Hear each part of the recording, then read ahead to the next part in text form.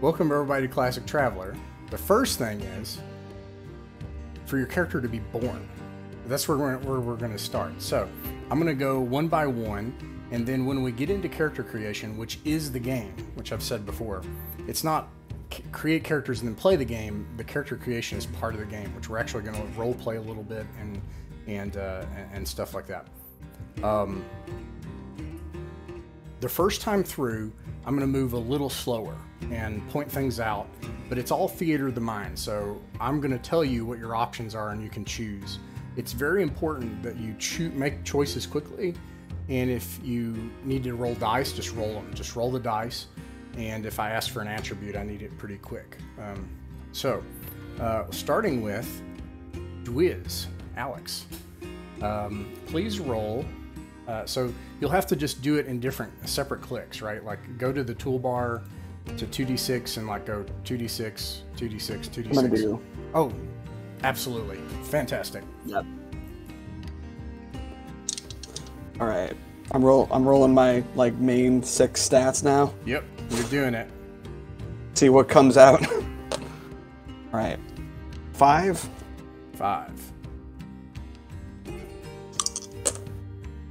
10. 12. 12. 4.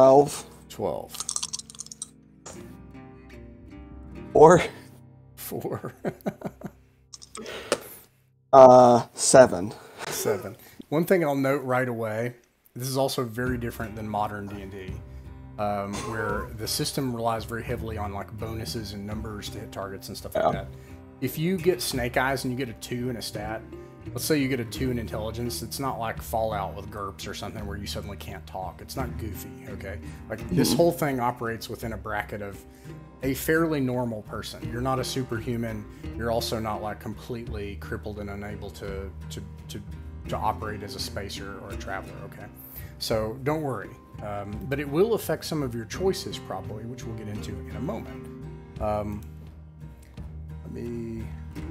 I assume there's no reassigning these at all in the classic spirit of old school gaming. Yeah, we'll roll them down the line.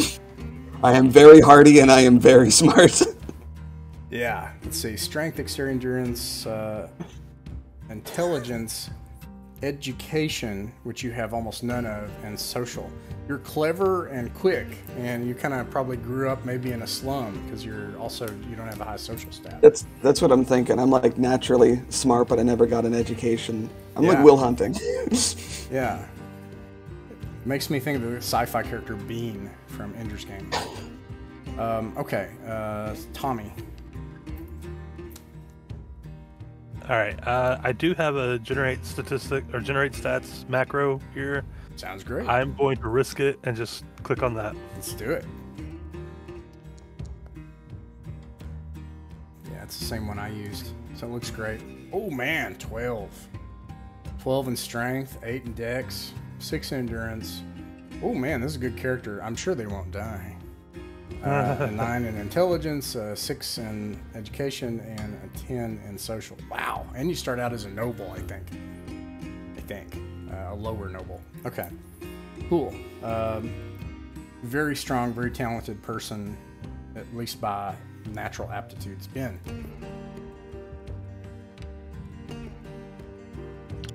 All right. Let's see what we got here. We got 9 strength. 4 dex, 5 for endurance, 6 for intelligence, 7 for education, and 5 for social. All right, 5 for social. Okay, so slightly below average character, but not too horrible. A little bit of a butterfingers, but pretty tough. Maybe also grew up on a backwater or in the streets or something too. Okay, and then Andrew. Okay, so I don't have the macro, but I'm gonna use this. No problem. Yeah, I got 7 on strength. 7. Nice. Then we got 7 on dex, nice. 6 in endurance. 7 in intelligence. Lots of 7s. It's pretty good. 6 in education. And lastly, a 6 in social. The most remarkably average man in the universe. It's like that character from Idiocracy. It's like, we found the most average soldier that we can find. Okay, cool. So you have now been born. So now I'm also going to quickly go over the setting, and then we're going to talk about when you turn 18 years old. So very briefly about just the setting of the Third Imperium. And also we're going to test the tokens at the top of this image, which you may have to pan using holding down right click and moving it. There are your 4 tokens. Can you see those, and can you click them and move your token around? If you can't, it's not a big deal. It looks like everybody can move it, so yep. All right, so everybody can move their tokens. I'm going to get rid of your tokens, and I'm going to get rid of the lighting.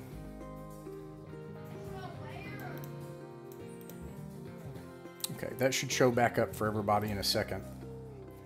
And let's go ahead and turn the lights up too. There we go. So, the setting of the Third Imperium. It is 2,600 years from now. Galactic civilization has risen and fallen multiple times. It's important to know that just because it's the far future does not make it 2023. There are technologies like the internet, but the way the galaxy works is very different than our interconnected world. The main unobtainium, the main kind of like MacGuffin that makes the whole thing run in Traveler, is that humanity does have, universally, the ability to control space and gravity. And that represents 2 main technologies. One is that you can control gravity locally. That means you can stand up straight in a starship. You can also increase it or decrease it. This is important because humanity spreading out across the stars is on planets with 0.5 gravity and 1.2 gravity. Kind of like the Expanse, if you're familiar with that. The second thing is that we're able to create a pocket universe by bending space. That allows us to jump light years to other star systems, and that's allowed us to spread out. The problem with that is information does not travel that way. So what we have now, 2,600 years in the future, is a age of sail again. It's like the Pony Express. The only way for someone to give a message is if a traveler gets on a ship and goes and delivers that message in person. And all of information flows and moves that way. That's crucial to understanding how everything works in the setting. You are probably not from Earth. Earth is a backwater. No one cares. When Earth people discovered aliens, they discovered other humans who were just like, okay. And Earth people were barbarians. It's a backwater. It has some significance, but we won't talk about it. The truth is, probably not from there, probably never heard of it.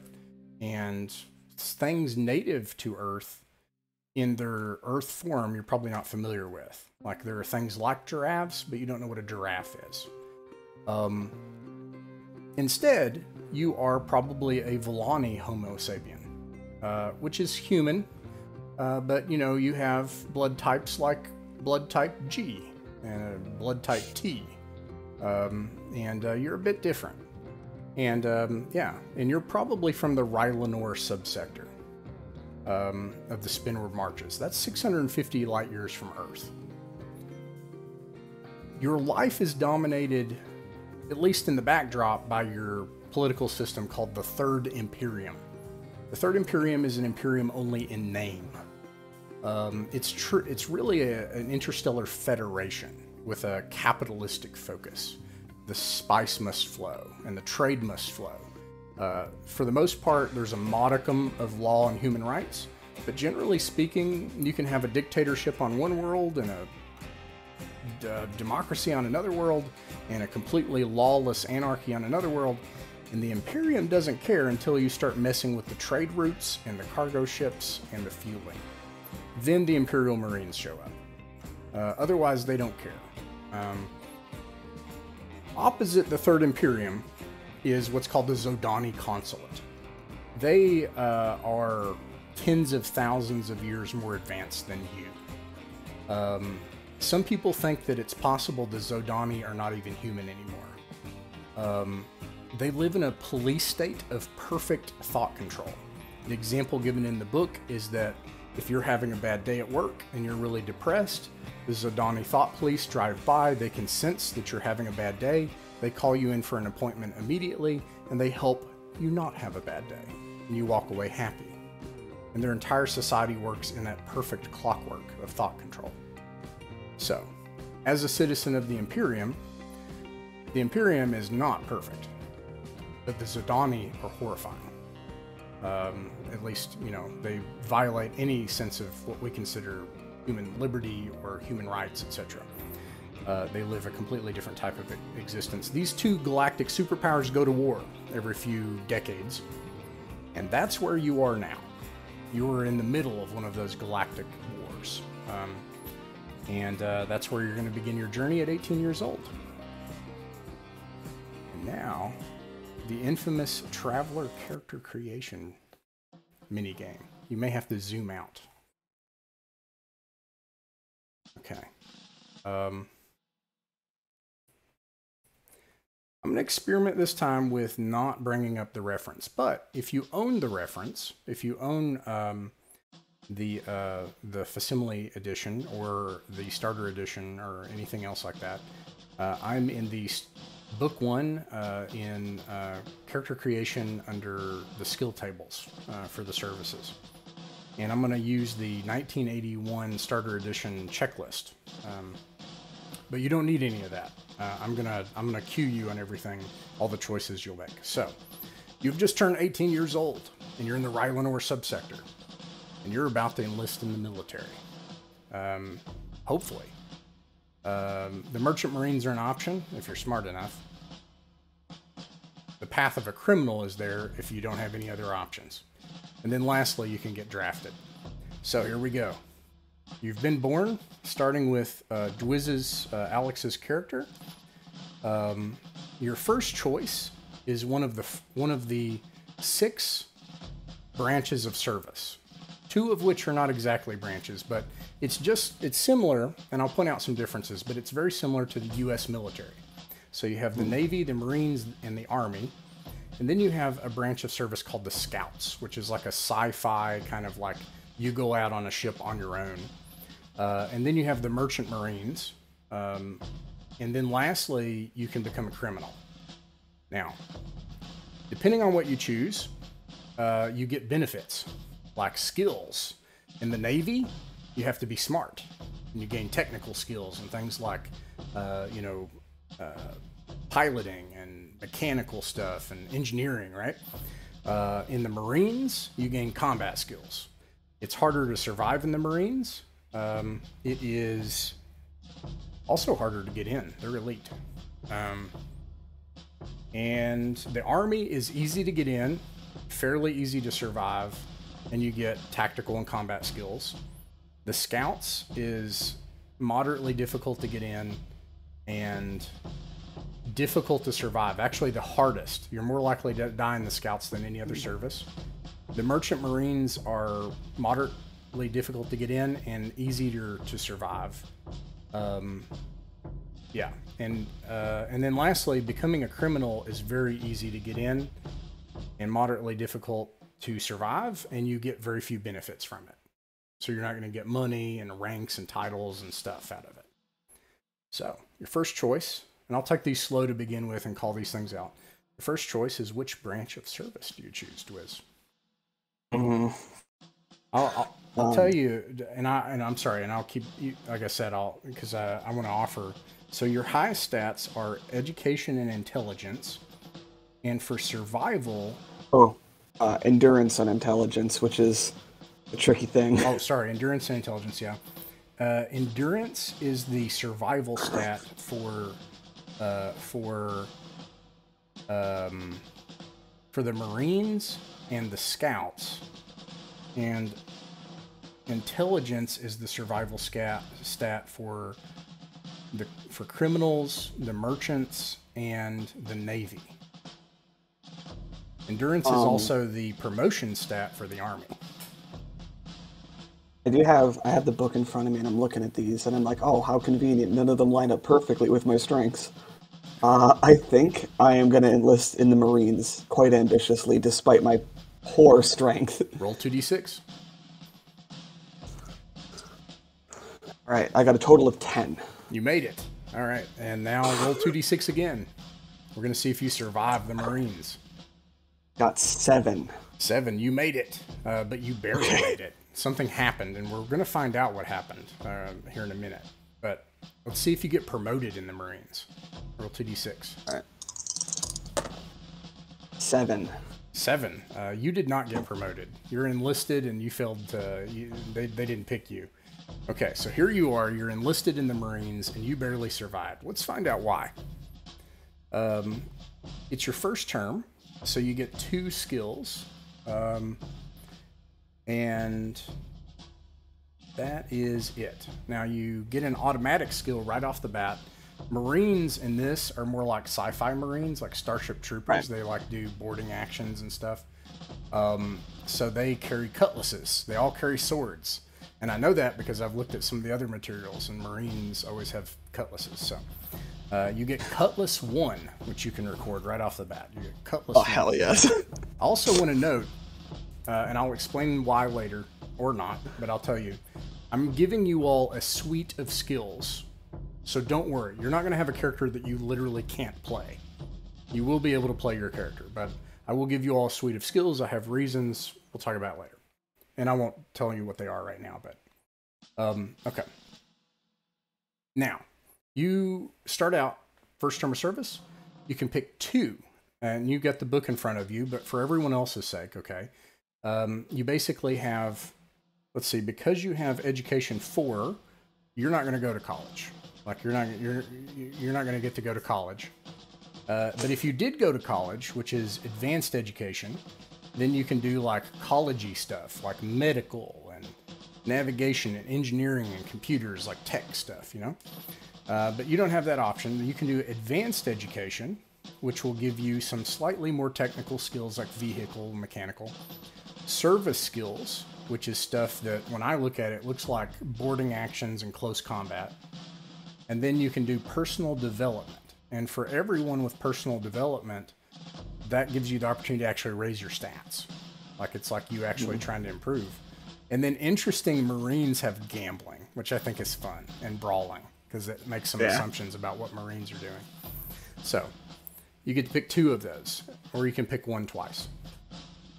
I think I'm going to do advanced education because despite my lack of formal education, I do think I have the potential with my noggin.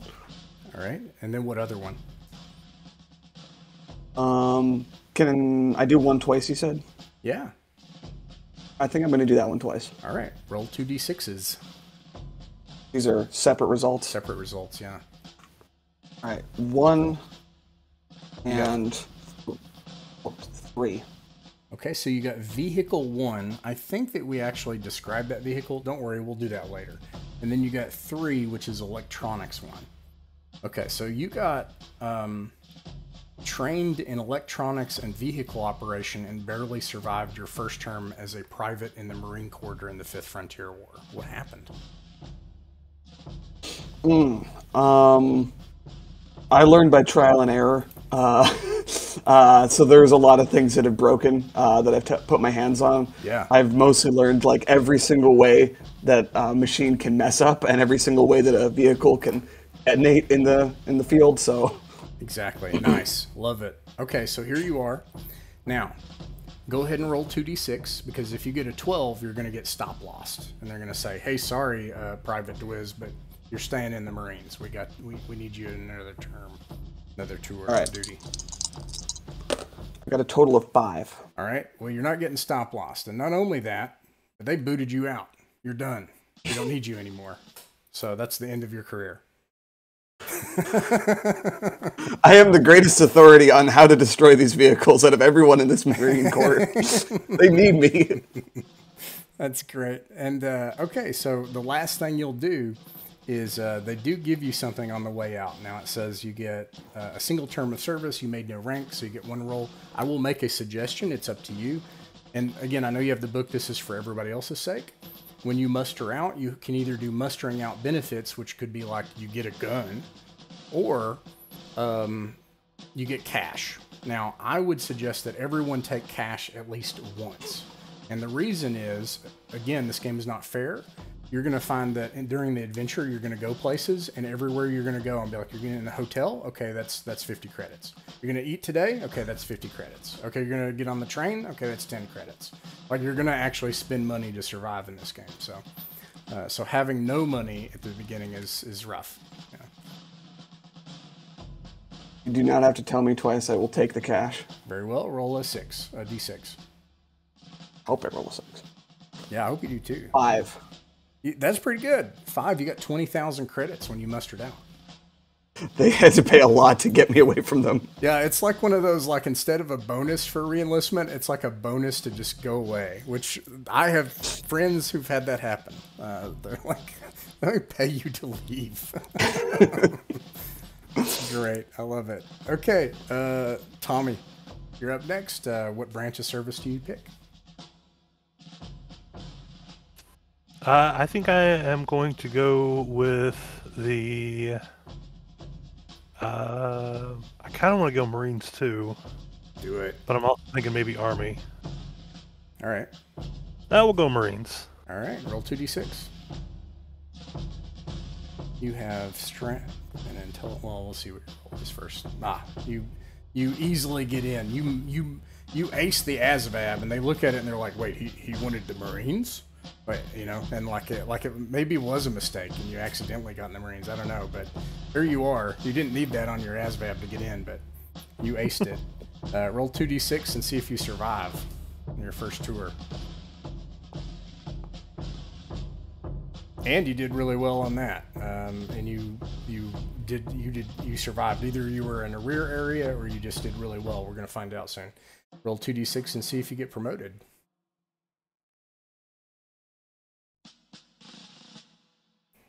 Promotion is based on endurance, and you got a 6. What'd you get? I didn't see it. 4. Oh, you got a 4. Okay, so yeah, you did not get promoted. Okay, so once again, you're a enlisted Marine. You get Cutlass 1 right out the gate, and you get 2 rolls on the skills table. So there's, as I said, there's acquired skills. Personal development skills where you can make your stats better, service skills, which are like combat skills for Marines, and then tech skills or advanced education. You get 2. What do you choose? I will do personal development and service skills. All right, roll 2d6s. All right, first one is a 3. You got a 3, so now you have a +1 to your endurance number.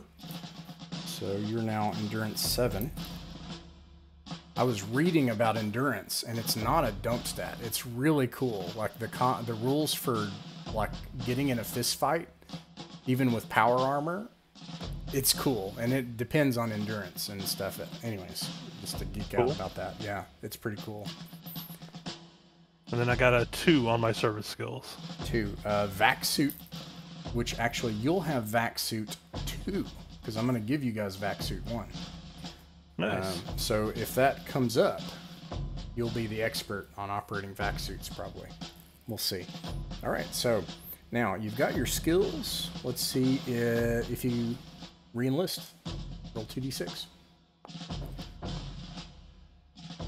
5. Nope, they booted your butt out too.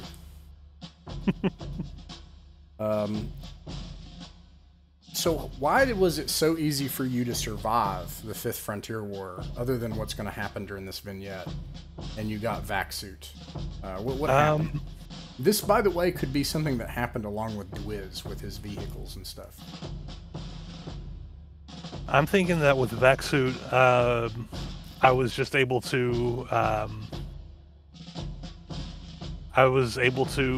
operate a vac suit better than anyone else, and maybe I grew up maybe I grew up as a spacer, and so I was used to being in vac suits, and I was able to not only keep myself but the rest of my platoon alive.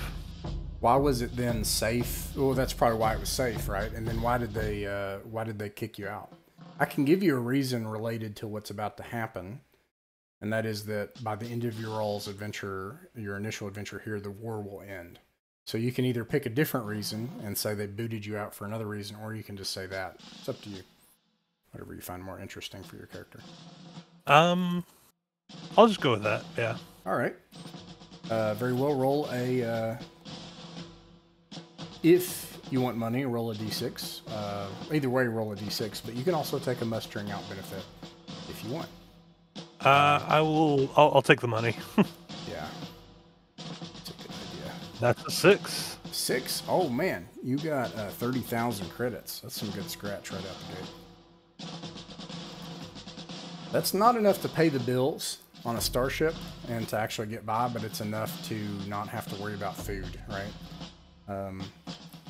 Anyways, all right, Ben, you're up. What branch of service do you choose? All right. As a aggressively mediocre person, best thing I have is strength. Would that lean me towards the Marines? It would, and so I'll give you the two. In the Marines and the Scouts, you get a dice modifier +2 to get in. The survival roll, which you probably want to consider more though, is endurance and endurance for both, which you have a. Only got a 5. You won't get a penalty, but you won't get anything for it. So. And you know what? I'm gonna try. Oh, go ahead. Sorry. Oh, I'll just try for the Scouts. That sounds fun. Yeah, you'll get pilot going to the Scouts, so that's cool. All right, so 2d6 to get in the Scouts. I got a 10. You got a 10. You made it in. Flying colors. Did great on the test. Roll 2d6 and see if you survive.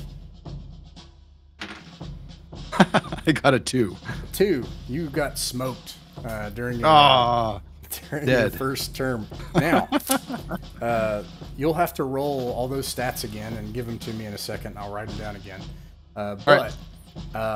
Is this somebody who was like your relative, someone you knew, or did like your whole community like join the war? And this was like the town, the dime store owner or the local teacher, or like, somebody from your community. How did you know the person that died? Oh, my new character? Yeah, your new character. Good question. We can say they're a family member. Maybe the whole family has been from the Scouts, so they all try and get into the Scouts. Yeah. All right. Cool. Well, I'll come back to you, Andrew. Which branch of service? So I'm going to try for the Scouts as well. All right. Roll 2d6. 9. You made it in with flying colors. Again, roll 2d6.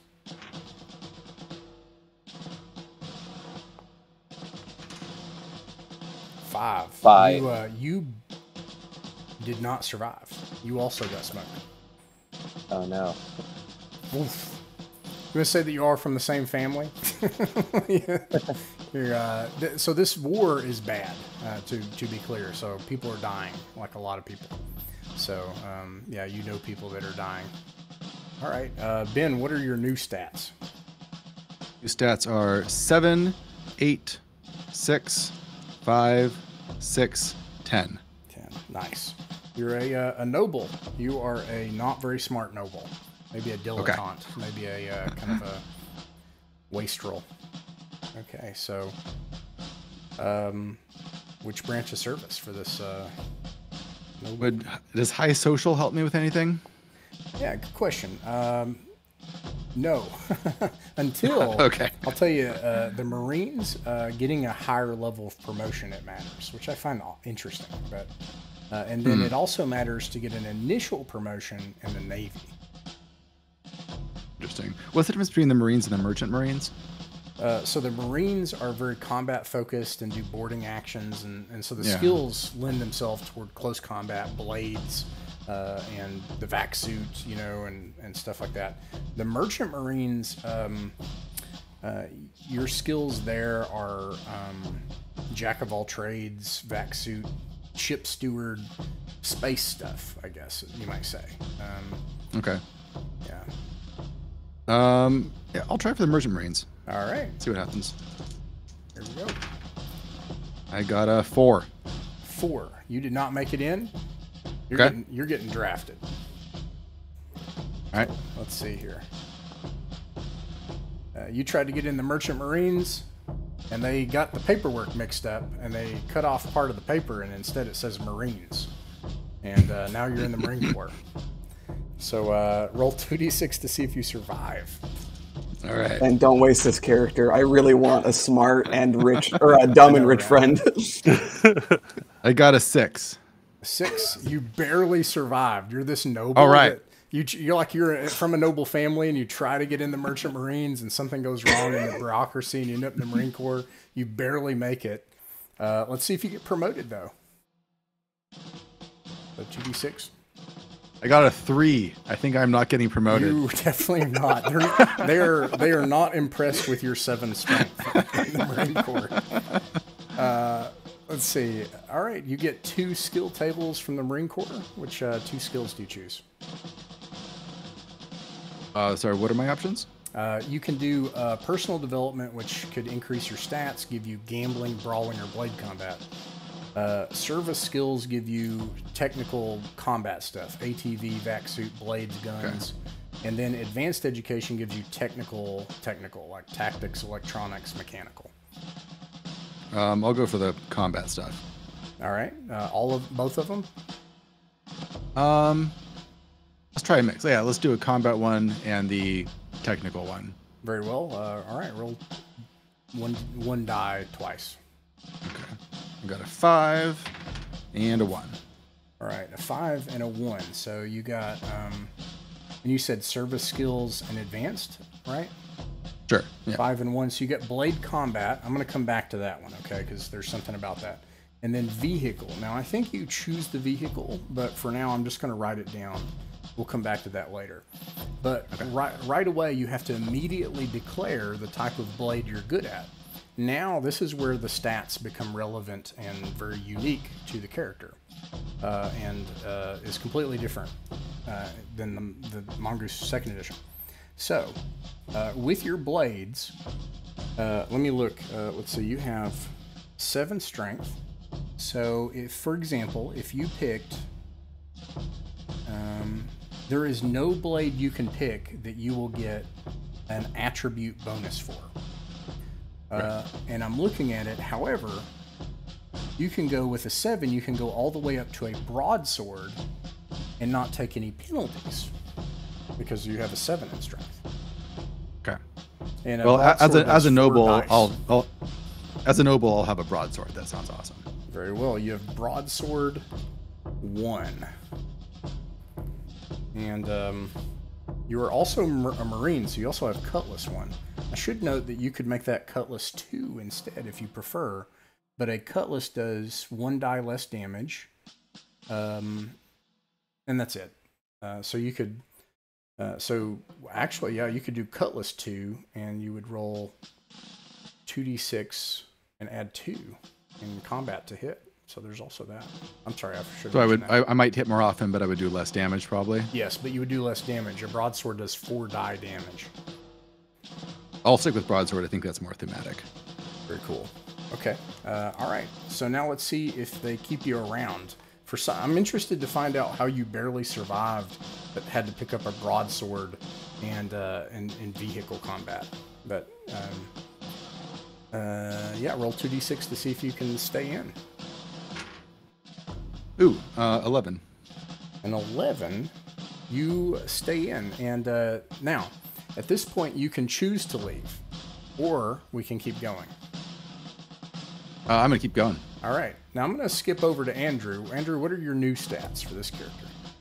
Okay, so I have Strength 5, Dex 7, endurance 11, int 6, education 7, and then 6 for the last one. Very good. So very good endurance and pretty good everything except strength. Kind of a noodle arms, but otherwise. Okay.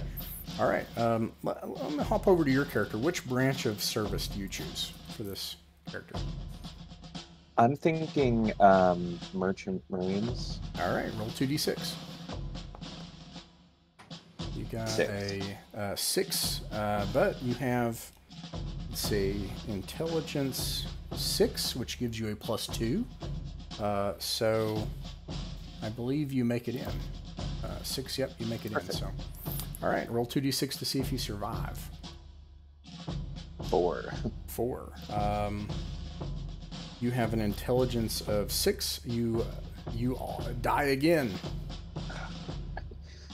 Another family member perished in the war. Okay, back to Ben. Now, once again, for you, we're going to hop back to survival. So you are... You're a Marine. So, yeah, 2d... Yeah, you're smoked. Wait, was that... No, you're rolling stats. My bad. I thought I saw 2... Oh my gosh, Ben, did you roll the snake eyes? I haven't rolled anything yet. Oh my gosh, I saw snake eyes. I was like, no. Okay, go ahead. Sorry.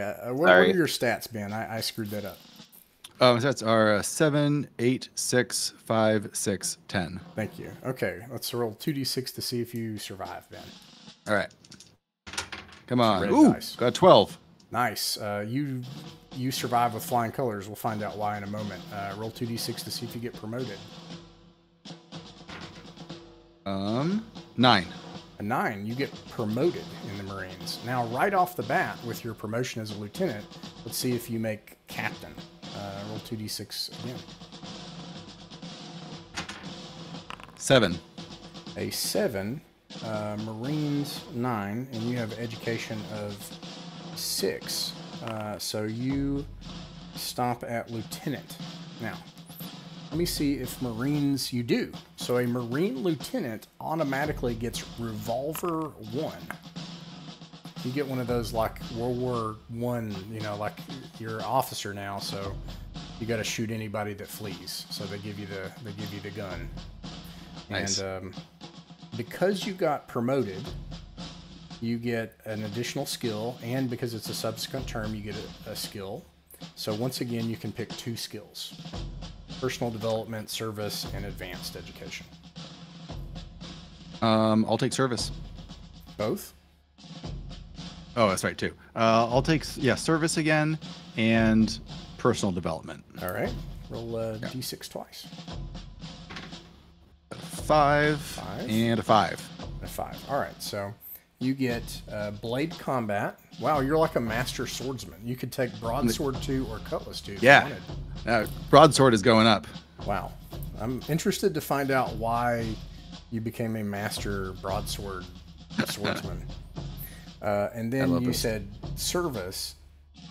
So 5, you get blade combat again. You want broadsword 3? Oh, I picked service and personal development. Oh, my bad. I thought you said advanced. You would have got, man, if you did that, you would have got blade combat twice. You get brawling, which is also interesting. Brawling 1. Okay. Okay. You're on term 2. Let's see if you can re-enlist. Roll 2d6. 7. 7. You can, if you choose, go for a 3rd term. It's interesting. This is kind of a blackjack thing where you don't want to go over, or you just suddenly die when you lose everything. Yeah, but it's a huge benefit if you make it, especially if you get promoted, because if you're promoted to captain in your next term, you will get 3, 4. You'll get 4 mustering out benefits. Wow. All right, I'm going to risk it. Let's do it. All right, I'm going to stick with you right now, and we're going to resolve this character unless they die. And then if you die, Okay. I'm going to limit it to 1 or 2 terms for the next one. All right, here we go. Roll 2d6 to see if you survive. 7. 7. nail biting. You make it barely, actually, by +1. All right, so you make it in. Roll a 2d6 to see if you get promoted. Come on. Oh, 4. 4. You do not. You stay a lieutenant. So as a lieutenant, and you only have a single extra skill eligibility, therefore you can only pick one. Which one do you pick this time? Personal development, service, or advanced education? Let's do advanced education. All right, roll a d6. 4. 4. You got tactics. Tactics 1. Okay. Fascinating. Okay, and then you got done there. Roll 2d6 because there's a chance they will not let you leave. 6. 6. You are allowed to stay in or leave. Do you choose to muster out? I guess I will leave at this point. All right. You did 3 terms of service. That means that you have, in your rank 1, so you have 4 mustering out benefits. So you can choose a mustering out table that includes things like an increase to stats, blade combat, a membership to the Traveler's Aid Society, basically a free vacation, and then you can choose money. I would suggest at least 1 roll for money at the very least. You have 4. And so each of those I have to roll for? Yep, if I choose a benefit? Yeah, you'll roll 4d6 either way. Oh, okay. Let's start with a lot of money. I'll take 2 of those as money. Very well. And then I'll take the other 2 as something else. All right, let's see how it goes. So we got for the money, I got a 6 and a 2. 6 and a 2 is 35,000 credits. All right. And then for the 2 other benefits, I got a 1 and a 6. All right. This is interesting. You got low and high passage. Now, I'm going to be honest with you. That will have no bearing on this adventure. But if you play in the open table game, it can be very useful. One of them, you can cryogenically freeze yourself to go somewhere for free. You can just get on a ship for free and go somewhere. The other one, you can go like in first class. So that's weird. Like first class travel on like a Starliner somewhere. Almost like a vacation. Okay, and now you are Lieutenant Ben, whatever your character's name will ultimately be, mustered out at 3 terms of service. All right, we're back with Andrew, what are your stats, Andrew? Okay, so I have 2, 8, 7, 7, 8, 2. And noodle arm. Okay. All right, which branch of service? I'm going to go with the Marines. Very well. Roll 2d6. 3. 3. You do not make it in, and you're going to be drafted. Okay. Which, interestingly, they kick you out, and then they look at the paperwork again, and they're like, draft that guy in the Marines. That'll show him. Because they didn't realize. And then they just shuffle your number, your social security number back in to go into the Marines. So they told you to leave, and then they called you and they said you don't have a choice. You have to report to the Marines. You're being drafted. Now the bad side is your first term as a draftee, you can't attempt a promotion. I think did somebody get drafted? I may have screwed that up. If I screwed it up, you'll get to attempt it. Ben, was your character drafted? Yeah, I think I was, because I failed out of the Merchant Marines. I screwed that up. I'm going to give you a chance a character to get promoted. No big deal, if that's okay. All right. 2d6 to see if you can survive. 7. Nice. You survived the Marines. And now, since I did that before, 2d6 see if you can get promoted as a draftee. 6. And you did not. Okay. So it's the first term of service, so you can pick 2 skills. Can you just go over just the titles again, please? Yeah, sure. Personal development, which is like your attributes, like strength and dexterity. Service skills, which is like gun combat, blade combat, vac suit, like combat. advanced education, which is stuff like electronics, mechanical, vehicle, technical. I'll do 1 for personal development and 1 for advance. All right. Roll 2d6s. You got 2, so you got +1 to your dexterity. And you got a 6 for advanced, which gives you gun combat. Now, as a Marine, you get Cutlass 1 right off the bat. And then you can pick a gun. Now, the stats become important based on your dexterity. Your dexterity is now 9. So, the following guns, if you use them, give you a bonus to combat. And I will note that the fully automatic ones give you a +2, and the non-automatic ones give you +1. This is why when there is no discrete flat bonus system in this game. It's all based on what's going on with the stuff in the world. Like this gun does that and this thing does that, right? I will also note that it depends on the trade code and the world profile of the world. So if you pick, for example, auto rifle, you may find it very difficult to find an automatic rifle. Like it's not something you can just go pick up on any world. And I will say that where you're starting in Flammarion has no military hardware. So you would not be able to purchase an automatic rifle or a submachine gun. So anyways, here are the ones that give you a bonus though. Submachine gun, shotgun, which I'll say you can get, carbine, and revolver. And you can pick any of them, but anyways, so yeah. I'm going to go with shotgun. Okay, shotgun does 4d damage. It has range penalties, I'm sure, if I look at it, but yeah, you'll have a +1 to hit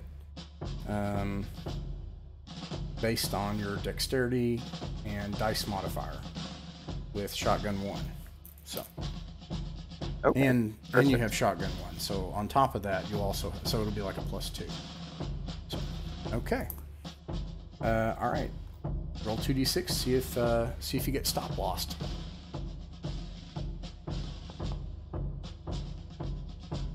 You did not. However, you want to try one more turn? It's pretty quick. Yes. All right. Yeah, absolutely. All right, roll 2d6 to see if you survive. Oh, man. All right, roll your stats. Gosh. The meat grinder out there. Yeah, the Sorry. Fifth Frontier War is no joke. A lot of people are dying, and you're about to see that in our game vignette here in a second, too. Thanks for taking all the deaths for us, though. It's not fair at all.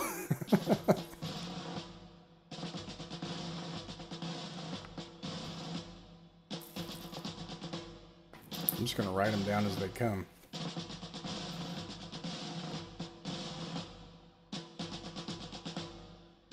Eight, 3, 9, 4, 9, 11, 8. Oh, I missed it. You'll have to tell me. I'm sorry.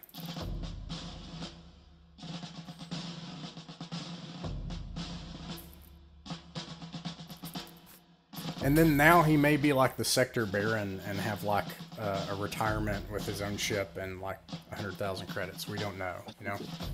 So. Okay, let's see. Probably not. We should probably cap this one at 2 terms because it's been pretty unlucky. So I believe this is where it started. I have a long history here. 9, 4, 9, 11, 8, 3. All right. Once again, kind of a slum dweller type of character. Strong, but smart, and somehow maybe streetwise too. Which branch of service do you choose? I'm going to go with the. I'll go with the army this time. All right, roll 2d6. Army's easier to survive, yeah, by 1 number anyway. And you have education 8, so you have a big bonus to it, so that's a good idea. All right, you make it in, roll 2d6. You got a 7, and then in this case, because you have an 8, you have actually a 9 to meet 5, so you more than survive. Maybe you got a rear echelon job. See if you get promoted. Roll 2d6.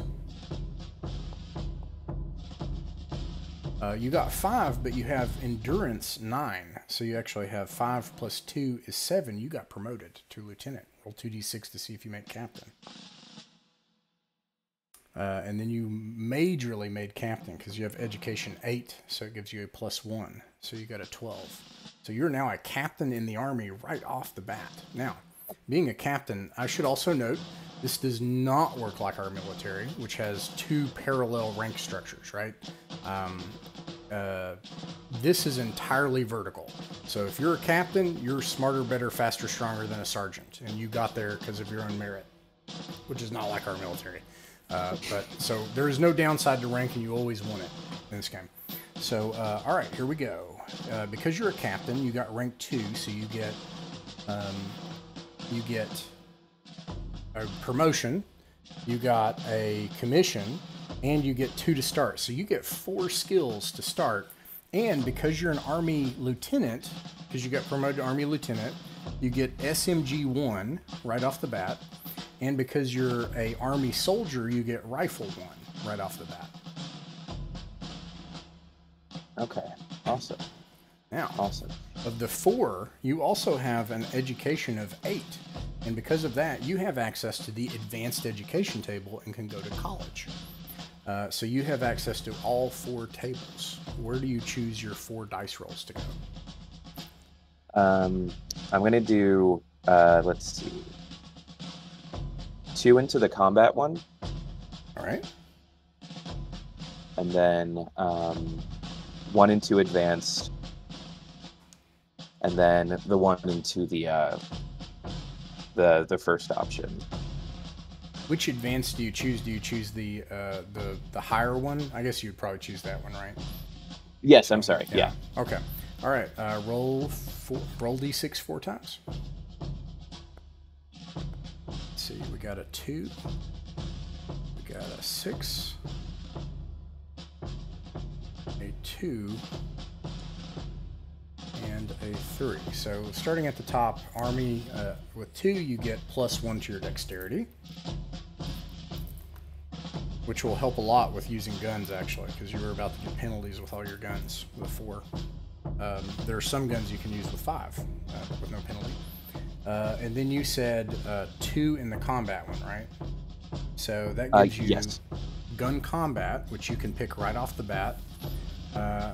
You already have Rifle 1, and you can purchase a rifle. A rifle does 3d damage.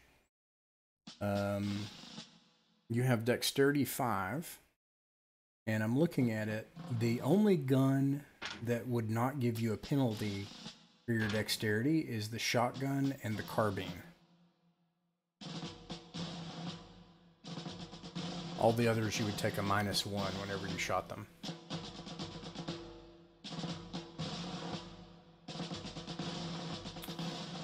Did you freeze? Yeah, froze. You're on mobile now. Yeah. Yeah, my computer just went out for some reason, so I jumped over on mobile. I apologize, guys. I'm sorry, it's frustrating. I hate when that happens.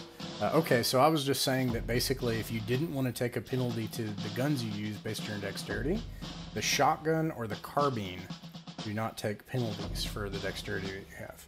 All of the other ones would have a penalty. Those sound like good choices then. Yeah, I don't want a penalty. Which one do you choose? The shotgun does 4 dice damage. The carbine does 3 dice, but obviously the carbine would be longer range. Let's do the carbine. All right, carbine 1. All right, so you got... I lost my place. Let's see, you got 6... So yeah, you got gun combat, and then the last one you got Army 3 is Tactics 1. Tactics 1. All right, roll 2d6 to see if you get stop lost.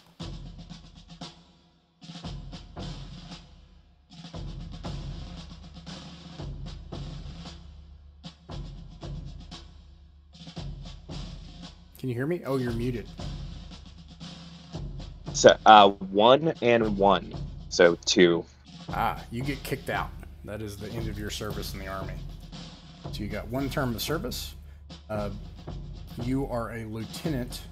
I would say, Ben, you're the group caller tonight because you took 3 terms of service, but you're a lieutenant. So because you took your 3 terms of service, I'm going to make you the group caller. Okay. All right. Now, because you're a... Oh, no, I'm sorry. You're a captain. No. Unless we have tech issues, Andrew, you are the group caller tonight.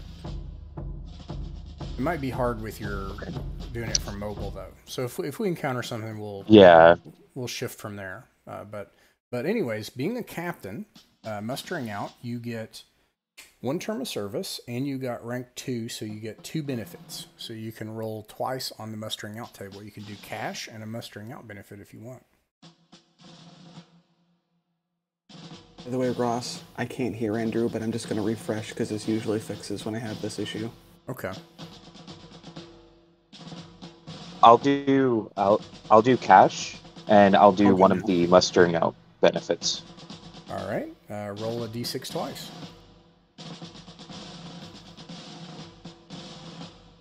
5 and 2. All right. You got 10,000 credits.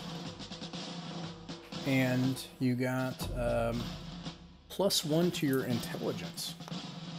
You've got a 12 intelligence. Awesome. You're the what's his name from the A team? You love it when a plan comes together. You're that guy now. You're the brains. All right. So here we go. Everyone has. This is your military career. Most of you are 22 years old. Ben, you are, let's see, 22, 26, 30. Let me see if you take any age penalties. You're 30 years old. You take no age penalties. And that finishes your all's military service except for the very last event, which you all will share together right now. We'll do shopping after the session, between sessions, which I encourage you to do. And it's basically no military stuff, but anything like no automatic rifles, laser weapons, or combat armor. But it's a good idea to get some armor and a weapon and some ammo. Yeah, those things. All right. So I could buy a sword. Yeah, you could buy a broad, you could get your broadsword. I need a broadsword. Yeah. Yeah. All right. Ben's playing a fighter. It's like, that's my whole thing. This adventure is just the quest for the sword is my thing now. Yeah. This is who I am now. All right, let's see here.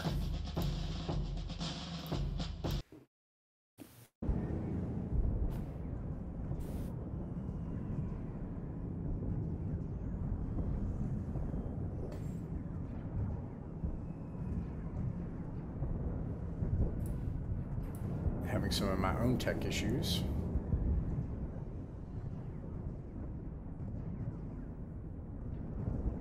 Come on.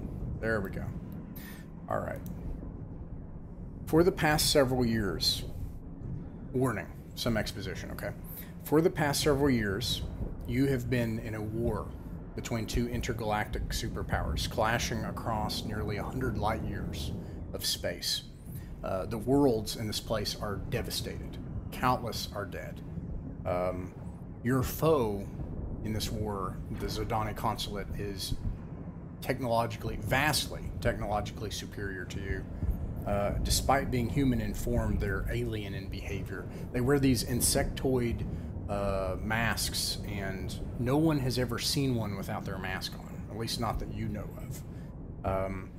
It's said that they live in a state of perfect hive-like thought control. Years ago, the Zodani returned again after about 100 years to lay waste to your homeworlds in Rylanor. You don't know it yet, but these are the final moments of that war. In a desperate in-game maneuver by the sector of Rylanor Duchess Yaren, she is personally leading a vanguard penetration onto her occupied capital city of Rylanor City. It's Imperial Year 1110 currently. The Imperial Navy's 212th Fleet, Kruron 504th, You are in the 412th Battalion Imperial Marine Joint Task Force. You are a motley of soldiers and Marines and different people from different units. In the course of the fighting and combat, you have been reconstituted together for a mission that you're not exactly even qualified for necessarily. Your mission is to identify and call in artillery fire on enemy mobile C2 assets that enable coordination of air and space defenses of the Zodani 40th Fleet. By shutting down the air dominance of the Zodani, the hope is that the 500th Battalion Royal Rylanor Guard, led by the Duchess Yarn herself, will advance with Kruron Equus onto Rylanor City and recapture the capital. You currently sit in a dropship.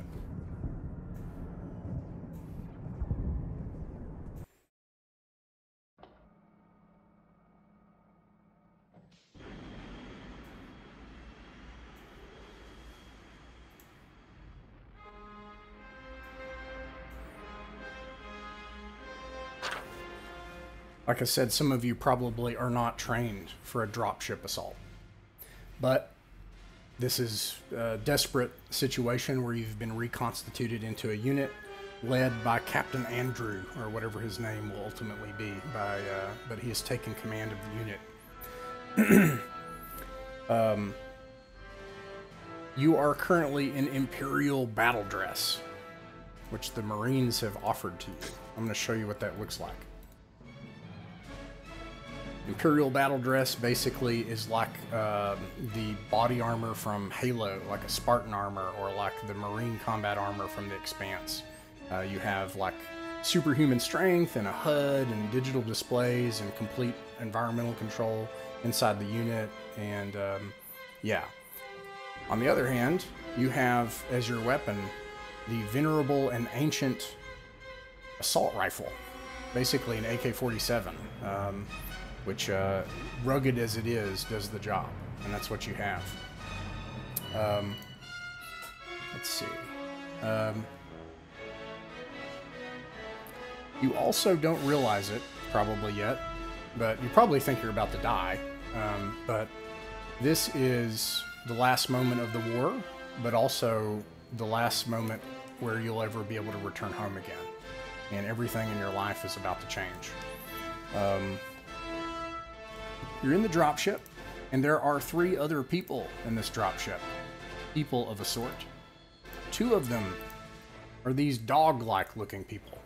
The thing about the dog people is they look like dogs. They also act like dogs in the sense that you can completely read every emotion on their face, which they hate about humans. But there is no emotion that you can't see on their face and read. And they are not happy to be here. You know, the other thing that you would know is probably these are dissidents who were given the choice to either fight or a far worse punishment. And they carry rifles with telescopic sights. They're scout snipers, and they're called Vargr. And then lastly, there is a huge hulking figure on the opposite side of the dropship. Literally a gigantic gorilla with covered in augmented armor and stuff like that, and he has this massive laser cannon with like a thing connected to a backpack, and you don't have an explanation for him right now. Yeah, you probably just don't know why there's a gorilla here. You can also tell that the dog people, the Vargr, really hate this gorilla in particular. And they look at him, and he just looks back at them, and he just smiles and just like eggs them on. Yeah. Now, you've departed the cruiser, your dropship has, and it is entering the atmosphere right now. You can see ships coming apart outside the pane. And you can see that the battle in space is not going well. And you all know each other and your friends, I should also note. You already know each other. Okay. Is there any last words before your boots hit the ground on Rylanor? Blood and glory, boys. Blood and glory. All right. I don't know what this talk about death is, but look at this armor. We're invincible. Yeah. All right. I've gone through 3 tours of duty. I'm feeling great. Yeah, there's This guy over here with like 3 fingers left. all right. And you hit the ground. It is really horrible right off the bat. So you can see that there are dismounted infantry and light infantry that are disembarking from their dropships. You will not do that. Your dropship will have you load into an armored personnel carrier, a grav carrier, and it will bring you closer to the front. But you can actually see that the Zodani have air dominance, and they're just swatting down dropships, and you're very lucky to have even survived. The air is covered in crisscrossing lances of light, of pulse lasers and laser fire and tracers from weapons. The ground shakes underneath you. There are massive changes in pressure that almost knock you off balance on the ground. And the lights, there are lights flashing everywhere from the explosions and indirect fire. You load into an armored personnel carrier. Its driver brings your platoon, your little small reconstituted force, right up to an abandoned Zodani fighting position. And everybody see.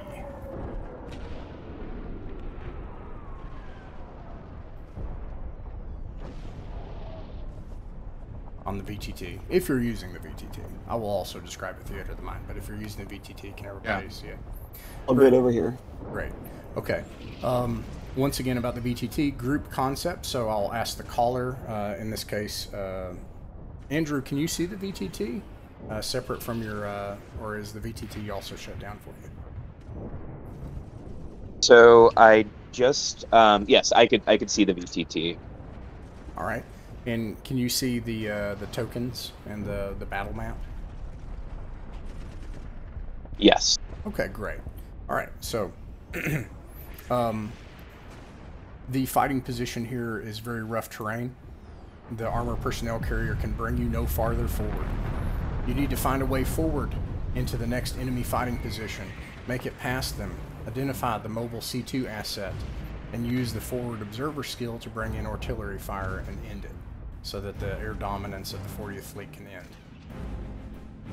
Andrew, what do? You see you're in a trench, but these are small trenches. The small trenches link up after about 20 feet with circular areas that represent the fighting positions. This was a Zodani defensive fighting position. It's been abandoned, and so you've advanced into it.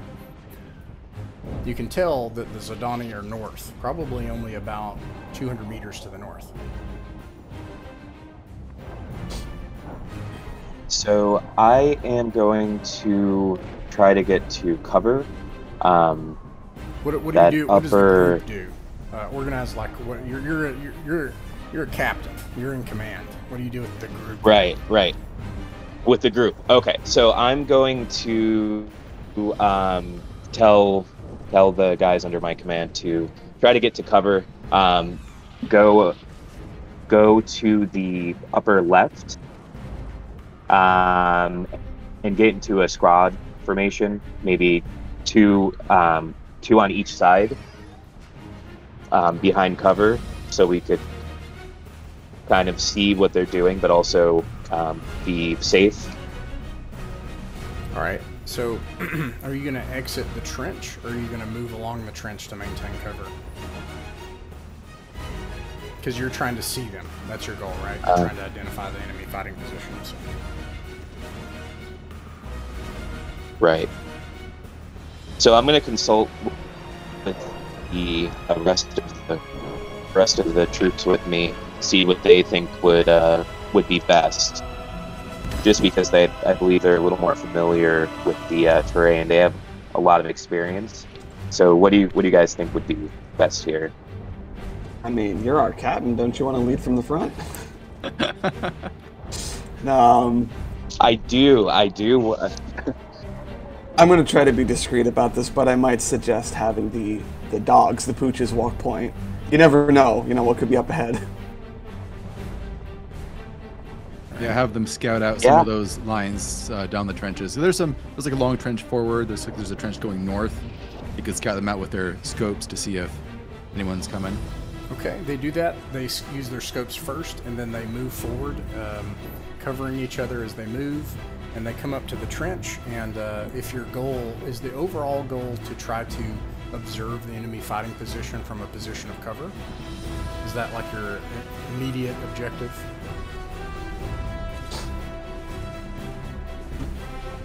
Yes, that's what I was thinking. To try to observe and also be safe. All right, the Vargr come up to this intersection in the trench. They take cover, and then they say that it's clear and that you can all move up. I'll actually move you all up as a group. You don't have to move your tokens when moving as a group. We'll get to a point where you might move individual tokens. And you can see as you come up that there is like the trench snakes its way forward into a forward fighting position. Under your command, since you told them to do it, they scout that as well. They check both sides very quickly. They come around the corner. They don't see anybody occupying the fighting position, and they motion you to come forward, where you'll make your next decision here. So you come forward, and you can see that the fighting position here, you do think you might be able to have a better position of observation on the enemy about 150 meters to the north. There's a fighting position here to the east and one to the west. If the plan is to still try to get into a position of cover and then observe the enemy.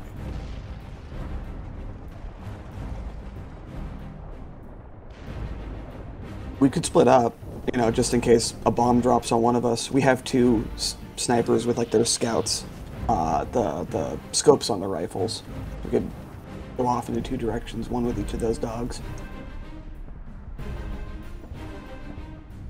Sounds good to me. Sounds like a good idea. All right, you split up, occupying the two different fighting positions. I'm going with the gorilla. Okay, you go with the gorilla. Okay. I'll go with the gorilla as well.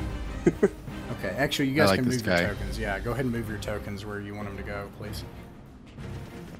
Everybody's gonna go with the gorilla. It's like that ball team moment. I want it's that like gorilla that ball in front team of me. moment.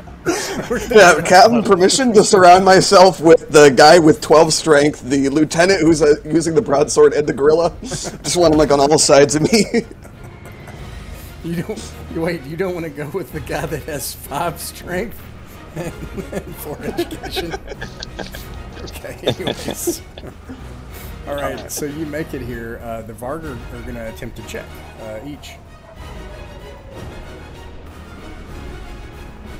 All right, so if you actually use your character sheets, which I don't even advise, you have to drop it down and see what you actually rolled. So they rolled a 10, but he's got a telescopic sight.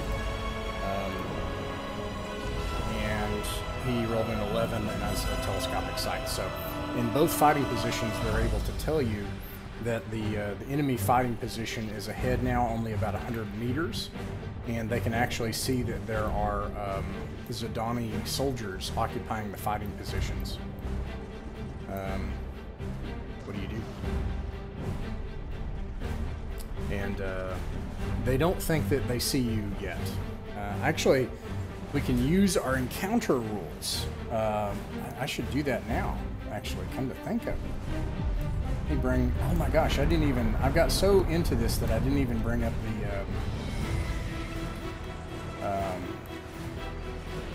my cheat sheet from the starter set. Because I didn't even feel like I lost track, I didn't even need it. So I actually need to bring this up really quick, I apologize.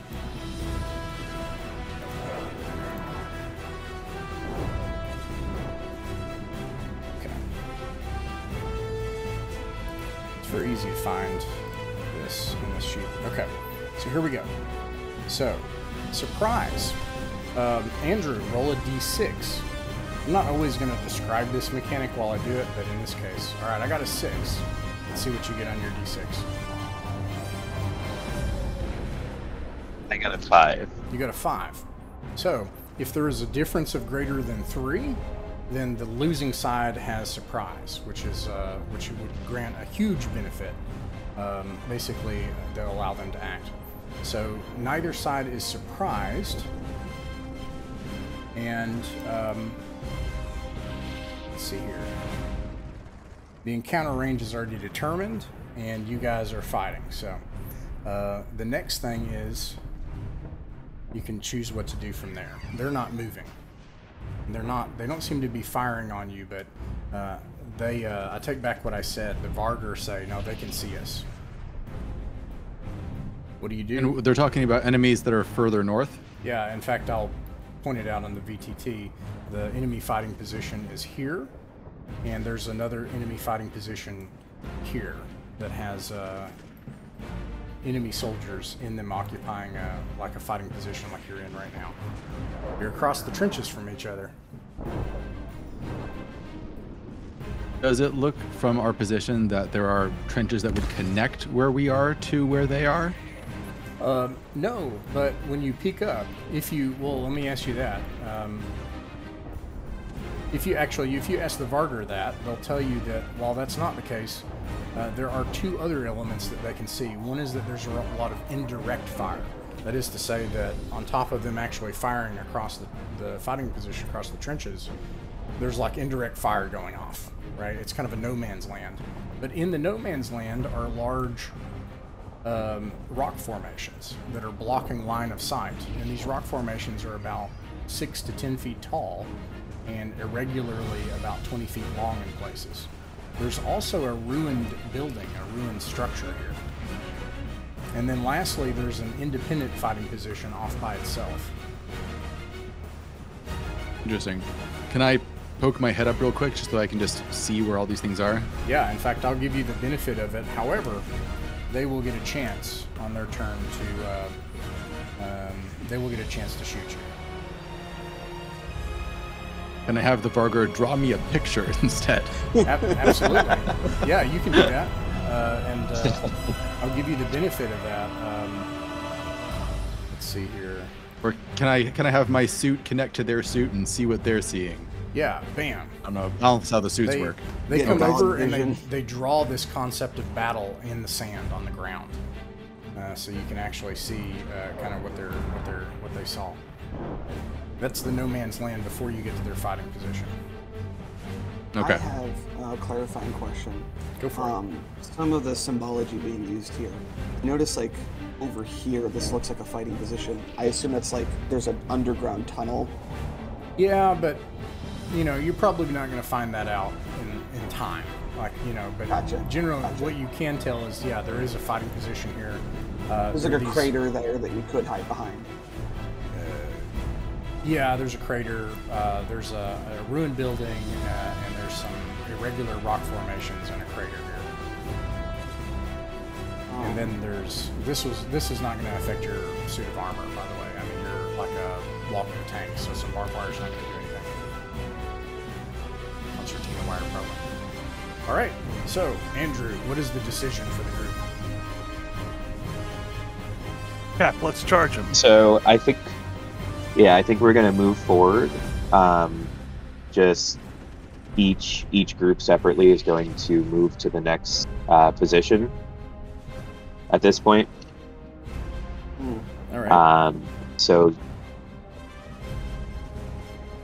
you have tactics. So. Oh, go ahead. Can you hear me? Yep, I could hear you. I'm sorry. Go ahead. You have Tactics 1. If you wanted, you could actually apply a Tactics check in this situation.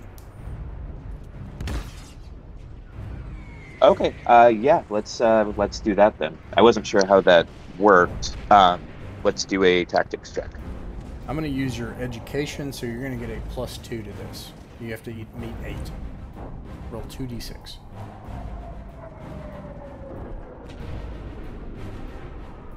Five and 3. That's an 8. Standard Imperial SOPs and battle doctrine have that someone should always cover fire while another element moves.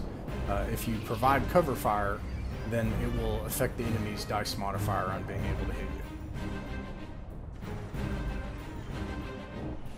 Okay. So yes, let's we could provide cover fire. Each group could take turns moving, and meaning each group is separate, but the Vargas can move forward and we can provide cover fire for them. Or actually, because there's one Vargas with each group. Sorry, I'm trying to look at this on my thing here. It's not really seeing it clearly.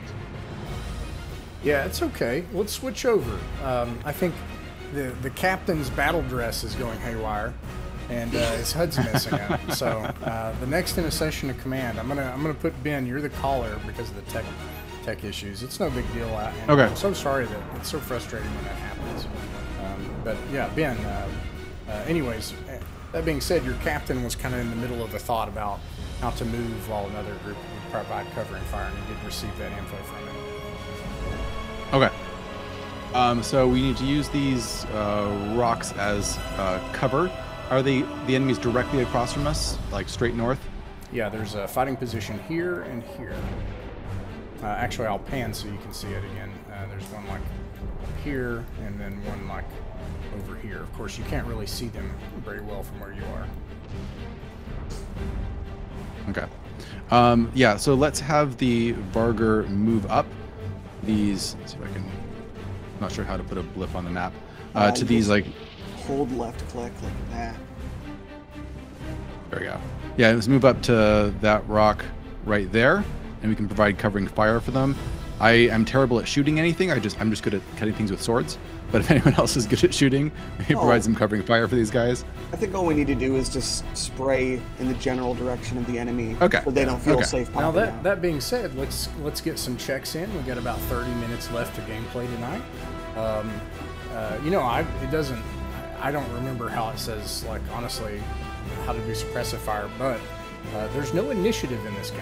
So the attacker attacks, and I apply dice modifiers to it. So since you're attacking, everybody can go ahead and roll. Now, I will tell you that you have assault rifles. Okay, so your assault rifle, let's see here. Assault rifle, I will give this to you guys to kind of manage, because everybody's got it different. I won't ask the whole time since you're all firing. If you have a 10 in dexterity, you get a +2. If you have less than 7, you take a -2 for what I'm about to tell you. The rest of them I will do. Let's see. You're shooting at combat armor, it's -3. They have cover, which is broken, so it's another 3. You basically need to get a nat 12. That's the simple version. So if you get a nat 12, you'll hit somebody. But you're shooting anyways, and this is going to affect them shooting you. And I'm going to actually give them a try, because you're going to pop up and start shooting. They're going to shoot too. And for everybody who's doing suppressive fire, roll our 2d6. Yep. 7. You got to hit a 12. And 7. Okay, the Zodani, fortunately, they also don't hit you all as you pop up, and the Vargar, they get up and they run across, and then they take positions, firing positions on either side of the rock. This one, he sees he has an advantage. He runs over and hops into this fighting position. The other one gets behind a rock, and they train their weapons and they start firing on the enemy to provide them a negative dice modifier. And they say, great. They yell back. Actually, they communicate through their comms. They're like, "Set, we have you covered." Great. Does the gorilla have a gun, or is he just there to punch people? Oh, he has a huge gun. I forgot to fire his gun. Awesome. He got a nat 12. He's about to vaporize him. Woohoo! Heavy weapons guy coming through. Everyone get behind the gorilla. Move forward. Why does the gorilla get a big chain gun? Is he the only one who can lift it? He's got a minigun. He rips it off a helicopter. He does 5d6 damage, and you see one of those Zodani just get vaporized on the other side. Nice. I'll nominate that guy as our captain.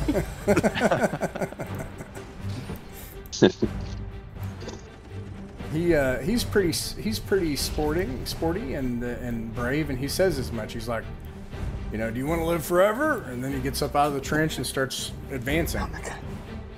I really do. You don't know what kind of questions you ask. Yeah, let's advance with the gorilla taking point up to the next safe position, like up here, where all these smaller rocks are, I guess. Or up to here, yeah. All right. I'm going to give them a chance to shoot you. However, there are a lot of negative dice modifiers, so they have to also get an 11 to hit you. That's a 10. That one's really close. You feel rounds whiz by your head. A single hit in this game can kill you. And one more. And a lot of these are really close. Just, you know, as you're like running up to this line. You are huddled down behind this gorilla. You're able to find some places to kind of fire from, but not everybody. Like, unfortunately, the cover's too small. So, all right, and you're set. I'll if we have to, I can hop over to this crater. Yeah, you can do that. You can move your token over to that crater. That'll work. Bam. All right, so you got one more person able to fire. My dynamic lighting, I can't see anything. I'll fix it. I don't want you. I don't That's want that. okay. No, I don't want you to have that. Bam. There you go. Thanks. Okay. If we can move the Vargur guys further up and to the right, that way we're hitting them from fire from like 2 different angles. Right. I feel like that would be even better. All right. So you tell them that you have them covered, and they're going to try to move over and up and to the right. Yeah. Very well. Do more suppressive fire as necessary. I think we're kind of like going back and forth between each group. Okay. Once again, you all can roll. Let's see. In this case, you got battle dress. Once again, also you have your modifiers I gave you. So I think it's 7.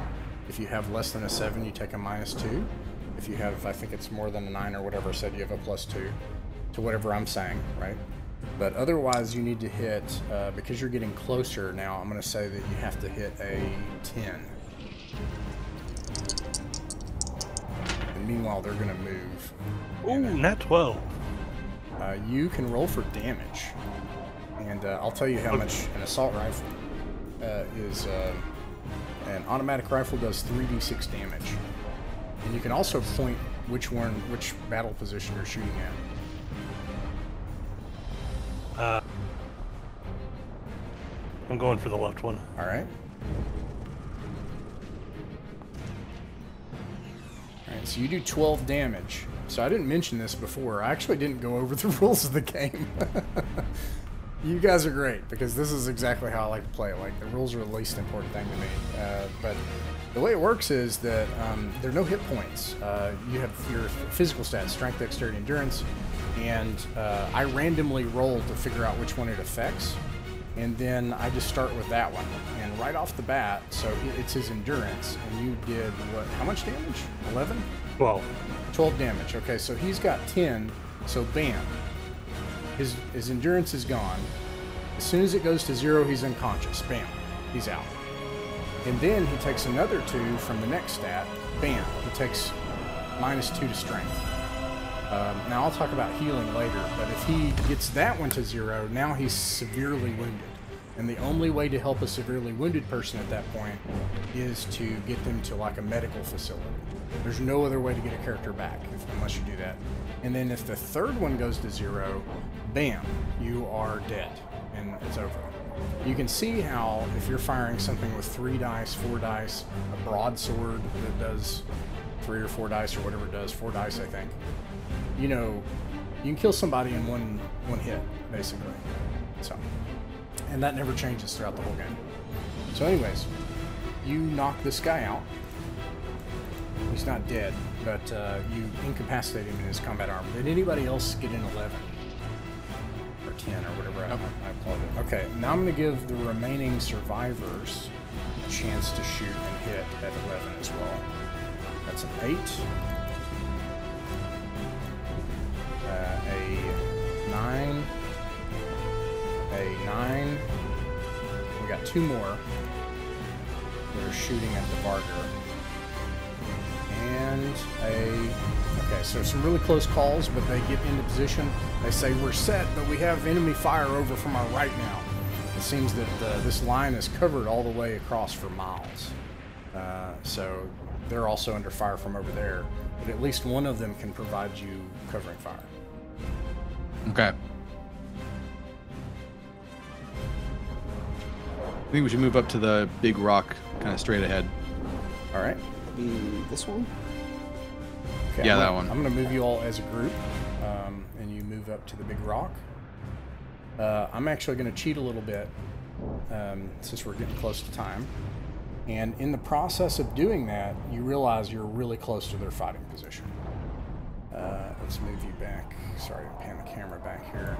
And you're right on top of them. So now I'm going to use the encounter rules.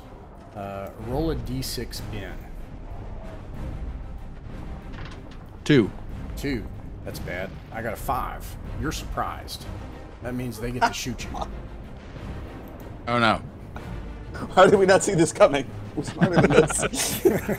Oh hell. 10. That hits. Let's see here. Inventory. Assault rifle. Alright. 4. That's not bad. 4 damage to Squints. Which is probably the guy you wanted to take the damage. Oh, right. Okay, so 3. So he takes 4. So he has 6 endurance left. You actually see Squints get like hit a couple times in the shoulder, and he screams. Is that the gorilla? He roars. Yeah, the gorilla. Yeah. Okay. That only amps me up more to see that he could just take a hit like that. And then let's see, an 8, which misses because of your armor. Probably Dwiz. Just you hit, you tink tink tink. You can actually feel rounds bouncing off your marine combat armor. But here you are, and you all can return.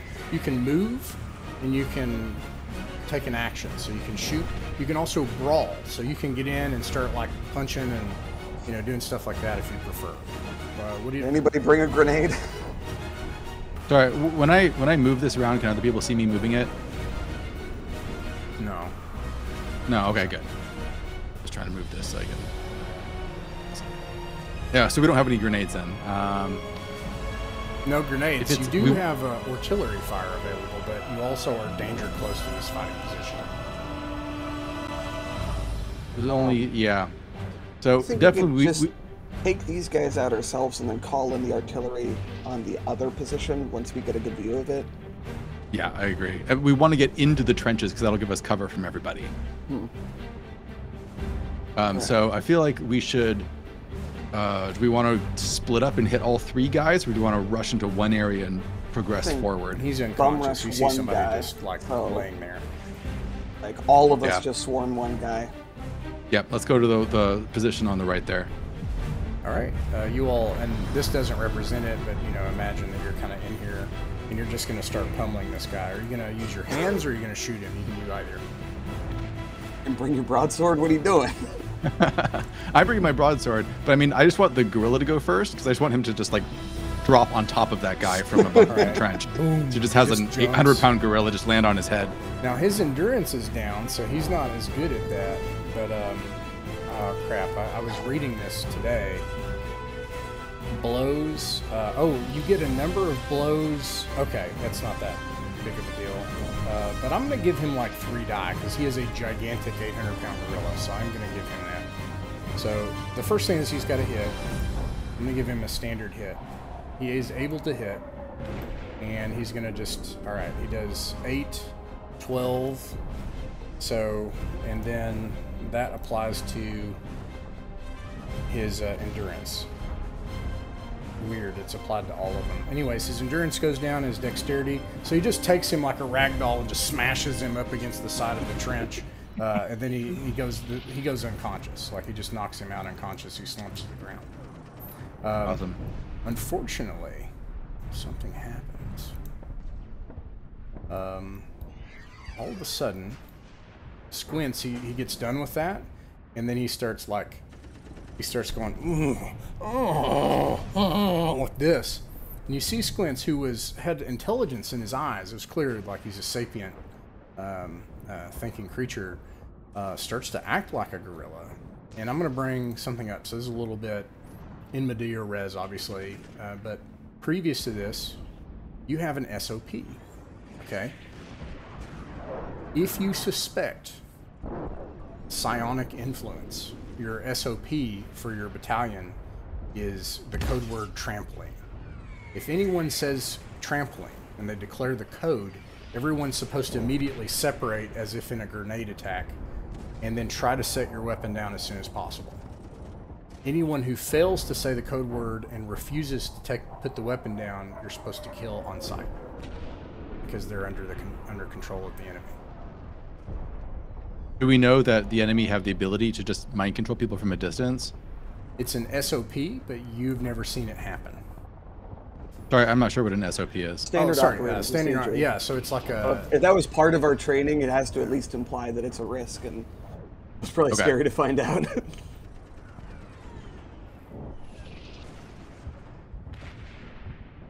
Yeah, so we just say trampling.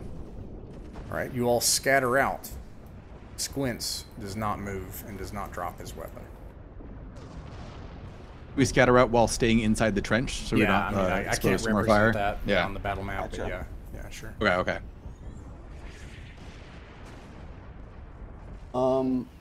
If we give him a second, what kind of behavior do we see from Squints? Is he like aping out, or is he like docile? It's worse. He has a look of terror in his eyes as he turns his cannon onto Tommy, and he can't seem to stop it. Everyone open fire on Squints. All right, you got it, boss. All I have, so we all just have a normal assault rifle, so yeah.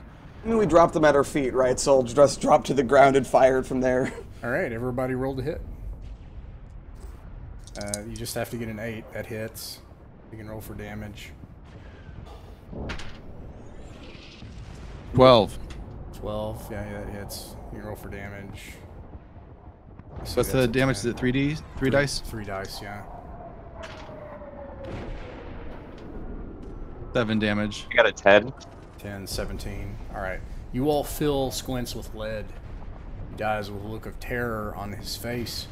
And then all of a sudden, on top of that, the entire trench seems to give way as one of the indirect fire rounds causes the entire thing to collapse in, and everything goes dark.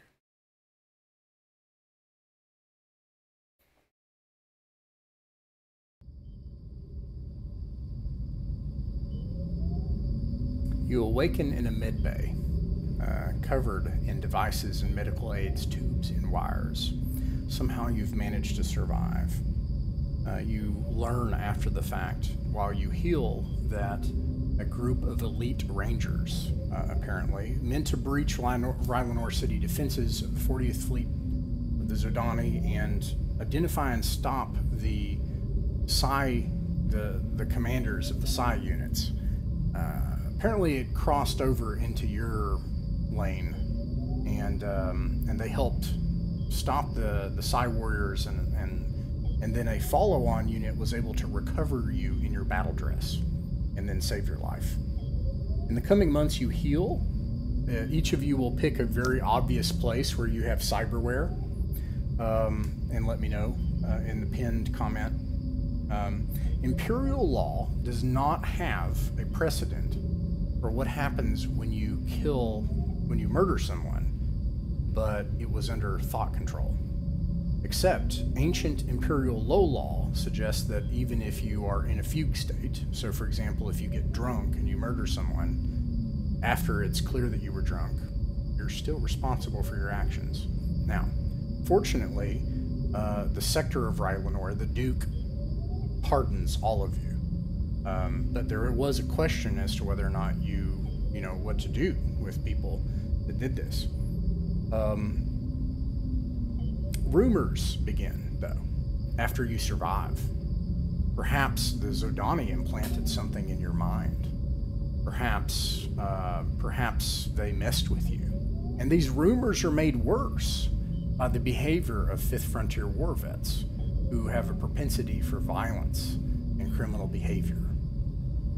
You find yourself edged out in short order, unable to find a job, more and more farther away from Rylanor subsector into the edge of space. And furthermore, not very welcome in civilized places, Class A starports and Class B starports. Just by reputation, naturally, Fifth Frontier War vets, who are very obvious, if not by their behavior, then the pieces of equipment sometimes that you have on you that helped you to survive, you take on work as a traveler. A traveler is someone who is like a sailor of old.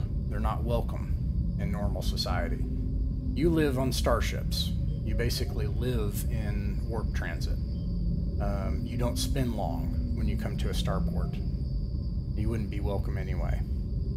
And that's how you begin your career as a traveler at the end of the Battle of Rylanor as a survivor of the 412th. You are now at Startown Liberty. And unlike most RPGs in Traveler, you begin at the end. You do not start at level 1. You are already max level. You have lived your life and you are at the peak of your skills. And there's nowhere to go from here as far as your skills go. So there's no leveling up, there's no increasing skills, nothing like that. For the next 5 years, which represent how you get these skills, you make it as a traveler, and you form a crew.